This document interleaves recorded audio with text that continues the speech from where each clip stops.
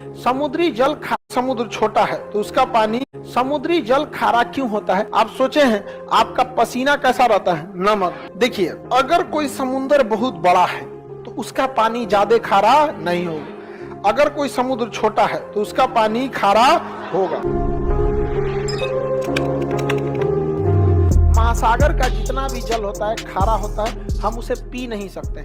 अगर पिएंगे तो फिर हमारे शरीर में बीमारी आने लगेगी, डिहाइड्रेशन होने लगेगा। वो पानी जल्दी देर तक रहता नहीं है शरीर में, वो खारा पानी होता है। दूसरा, उसमें ज्यादा देर तक रहेंगे तो चमड़वा छोड़ा देता है अपना, बहुत ज्यादा उसका पानी क्या होता है? खारा होता है। ठीक है, अब समझिए ध्यान से, समुद्री जल खारा क्यों होता है? क्योंकि नदियां नमक को ले जाके समुद्र में गिरा देती हैं। हमारे अगल बगल के वातावरण में नमक बहुत ज्यादा है। आप सोचे हैं आपका पसीना कैसा रहता है? नमक।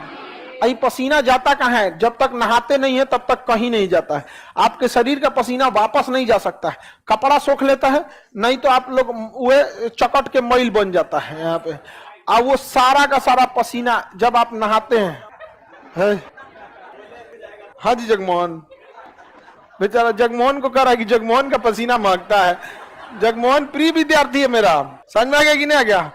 जगमोहन एकदम प्रिय विद्यार्थी है। अब ध्यान से समझिए, हमारा पसीना कैसा? नमकीन। गाय भैंस सब चीज का पसीना हम नहा लेते हैं, सारा नमकीन निकल गया, वो पानी नाली में गया, नाली से बड़े नाले में, नहर होते हुए नदी में। 140 करोड़ आदमी नहाया, किसी ना किसी नदी में गया, वो बंगाल की खाड़ी में गया या अरब सागर में गया, फिर बना नमक।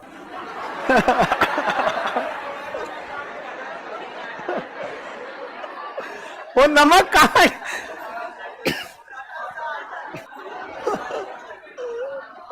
आगे सेंधा नमक खाने लायक है। देखिए, ऐसा नहीं है केवल वही नमक होता है, समुद्र में बहुत टाइप के नमक होते हैं, उसमें साधारण नमक होता है। लेकिन समुद्र में नमक बनने का मुख्य कारण नदियां हैं, क्योंकि समुद्र में कोई रहता ही नहीं है। इसलिए गली मोहल्ला बकोट वकोट के कहीं ना कहीं से क्या लाती है सर? नमक वमक लेके आते हैं, ले आके उलाद देते हैं क्या समुद्र में। और समुद्र को कहीं जाना नहीं है, वहां पे उसका पानी क्या आ जाता है? खारा।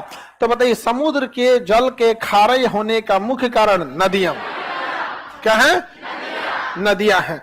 देखिए, अगर कोई समुद्र बहुत बड़ा है तो उसका पानी ज्यादा खारा नहीं होगा। अगर कोई समुद्र छोटा है तो उसका पानी खारा होगा, ज्यादा हो जाएगा खारा। अटलांटिक महासागर का खारापन 35 है। कितना है? प्रशांत महासागर का है 31। कितना है? 30 है। कितना है? ना 31। कितना है? 31। हिंद महासागर का तो नहीं, इसका 36 है। हिंद महासागर का 35। हिंद महासागर का 35। चलिए अब ध्यान समझिए, जितना बड़ा सागर रहेगा उसका खारापन उतना कम रहेगा। इसका परसेंटेज ऐसा साइन होता है, 2 को लगा दिया जाता है खारेपन का। तो बताइए, प्रशांत महासागर का खारापन 31, अटलांटिक का 36, हिंद महासागर का 35।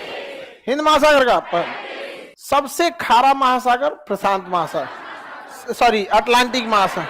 सबसे ज्यादा खारा अटलांटिक में।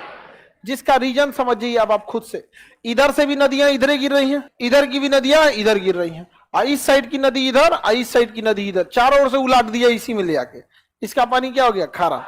हिंद महासागर का खारापन 35। देखिए, ये सारा नदी जितना इधर से आ रहा है ना, सब इसको क्या बना देगा? खारा बना देता है। प्रशांत महासागर इतना बड़ा है कि कितनों खारा कीजिएगा वो पंचुचुरे लगता है, क्योंकि सबसे बड़ा महासागर है। तो महासागरों में सबसे